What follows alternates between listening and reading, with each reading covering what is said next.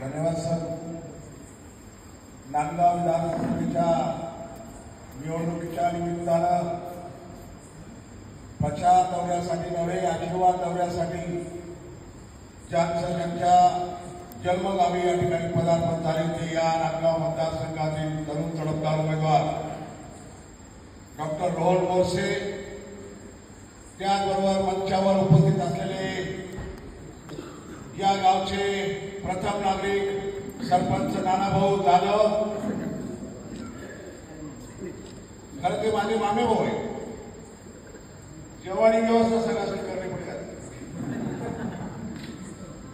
नानाभाऊ जाधव, त्याच्या सदरी सुदाम, दगडू भाऊ, इकडं दिनू भाऊ, माझा लहानपणीचा मित्र जगन. ही सगळी मित्रमंडळी पाहिल्यावर जगन तुला वाटतं का आता आपला उमेदवार आहे असं? अरे एवढी ताकद तुम्ही उभी केलेली आहे, ती ताकद जर मतांच्या माध्यमातून जर रोहन दादांना पडली, 10 नंबरचं रिक्षाचं बटन जर त्या दिवशी आपण जागृत होऊन जर दाबलं तर मला वाटतं इथं परिवर्तन झाल्याशिवाय राहणार नाही.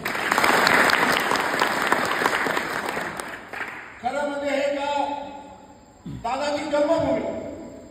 पण तुम्हाला मला अभिमानाने सांगावंसं वाटतं की ज्यावेळेला दादा आमदार होतील तर या जन्मभूमीचे होतील. म्हणून आपल्या सर्वांना विनंती करतो की आपण दादांच्या पाठीशी उभं राहू. खरं म्हणजे दादांची पाठी इथेच पुजली गेली. दादांना हे सेवेचे संस्कार इथेच दिले गेले. लहानचे मोठे इथेच झाले. मी पण इथेच झालो. म्हणून दादांनी नांदगाव तालुक्यामध्ये करोनाच्या काळाची सेवा केली आणि रुग्णांची सेवा केली, तुमच्या संस्कारामुळे केली. म्हणून खरं हे गाव आमच्या हृदयातील गाव आहे. आम्ही पण तुमच्या हृदयात आहोत.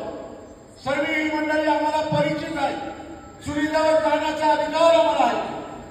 असं असताना ती निवडणूक लागलेली आहे. असं म्हणतात की ज्यावेळेला निवडणूक लागते त्यावेळेला अनेक प्रकारच्या प्रचार या ठिकाणी केला जातो. आणि तुम्हाला मी सांगतो, हे जे बाहेरचे पार्सल आलेले आहेत, आपला हा भूमिपुत्र आहे, आपल्या मातीतला आहे. हे कधी येतात तो आपल्याकडे, कधी त्यांना आपलं घर माहिती आहे, फक्त मतांचा बाजार मांडतात ते आणि आपल्याला काहीतरी आम्हीच दाखवतात आणि 5 वर्ष सत्ता भोगतात. त्याच्यानंतर आपल्याकडे पाठ फिरवतात. हे तुम्ही लक्षात ठेवलं पाहिजे. खरं म्हणजे हे गाव क्रांतीचं गाव आहे, शहीदाचं गाव आहे, आध्यात्मिक गाव आहे, वारकरी संप्रदायाचं गाव आहे. त्यामुळे विचारवंतांचं गाव आहे. त्यामुळे ही प्रचार रॅली ही संकल्पाची रॅली आहे, ही विचारांची रॅली आहे. आणि हे चांगले विचार हे जर आपल्या पंचक्रोशीत जर घुमायचे असतील तर त्यासाठी उच्च शिक्षित उमेदवार, सेवाभावी उमेदवार, स्वच्छ प्रतिमेचा उमेदवार तुम्हाला विधानभवनामध्ये पाठवावा लागेल. अशा प्रकारची आपल्याला नतमस्तक होऊन या ठिकाणी आपल्याला विनंती करतो की या तरुणांनी, इथल्या तरुणांनी, माझा मित्र अनंतसिंग सोळुंके काश्मीरमध्ये ज्या वेळेला अतिरेकी येत होते त्यावेळेला अतिरेक्यांच्या लढता लढता शहीद झाला. अशी शहीदांची भूमी आहे. म्हणून तरुणांनो, तुमचा रक्त सळसळू द्या आणि बाहेरचे पार्सल आपण पाठवूया. अशा प्रकारची विनंती आपल्याला करतो आणि थांबतो. जय हिंद, जय महाराष्ट्र.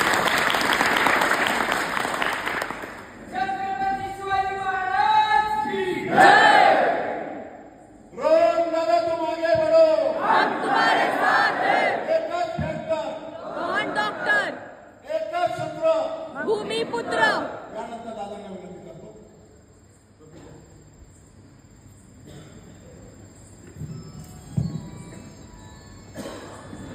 निवडणुका जाऊ द्या, पण आज मला माझ्या जन्मभूमीला यायला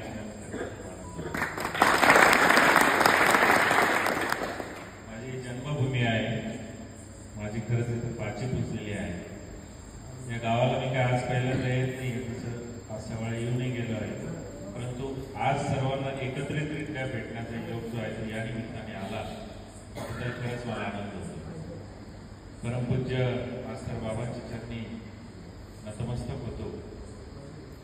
आमचे मामा रवी हिरे यांचे जिवलग मित्र शहीद आनंद सिंग साळुंखे उर्फ अनुमामा यांच्या स्मृतीस मी अभिवादन करतो.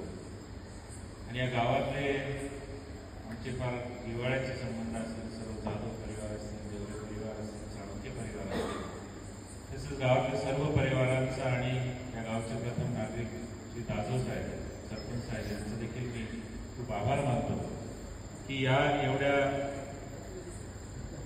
रात्रीच्या वेळेला देखील तुम्ही मोठ्या संख्येने इथं उपस्थित राहायला तुम्ही व्यवस्था केली, त्याबद्दल मी खरंच तुमचा ऋणी आहे. आणि खरं बघायला गेलं तर या मातृभूमीमध्ये, माझ्या जन्मभूमीमध्ये आल्याचं देखील मला जास्त आनंद होतो. आज एका वेगळ्या भूमिकेमध्ये खरं तर मी तुमच्या पुढे आलेलो आहे. नांदगाव येथे मी काम करत होतो गेली 12 वर्ष. त्याच्यानंतर मी जिल्हा रुग्णालय नाशिक येथे काम केले वैद्यकीय अधिकारी म्हणून, आणि काही काळ जो आहे माझा मालेगावच्या महिला रुग्णालयामध्ये मी व्यतीत केला. आणि प्रचंड सेवा कार्य या सर्व एक साधारण 15 ते 18 वर्षाच्या कालावधीमध्ये घडले.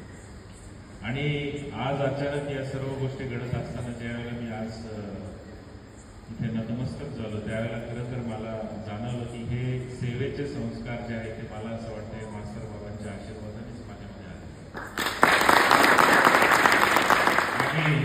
हीच सेवा मला एका वेगळ्या रूपाने आणि एका व्यापक स्वरूपात करण्याची जी संधी उपलब्ध झाली आहे ती येणाऱ्या 20 तारखेला. खरं तर लोकप्रतिनिधी होणं काही माझी कधीच अपेक्षाही नव्हती, महत्वाकांक्षा देखील नव्हती. परंतु तालुक्यातलं एकंदरीत वातावरण जे गढूळ झालेलं आहे, त्या वातावरणाला कुठेतरी आपल्याला बदलायला हवं.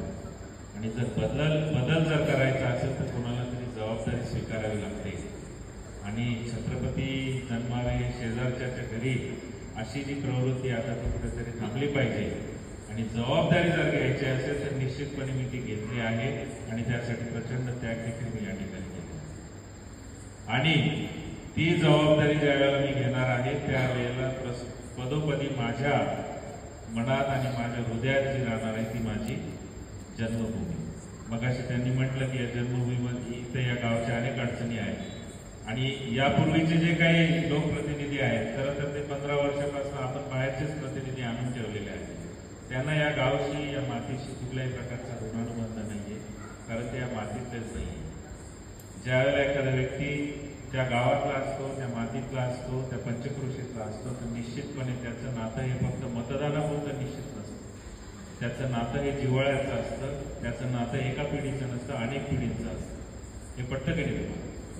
आणि एक पिढीचं नातं नसलेलं, अनेक पिढींचं नातं असलेला व्यक्ती ज्यावेळेला लोकप्रतिनिधित्व करतो त्यावेळेला तो जबाबदारीपूर्ण सगळ्यांचे सर्व सारखं वागतो. आणि कुठल्याही फक्त निवडणुकीपुरतं मर्यादित न राहता पिढ्याने हे संबंध कसे निरंतर कसे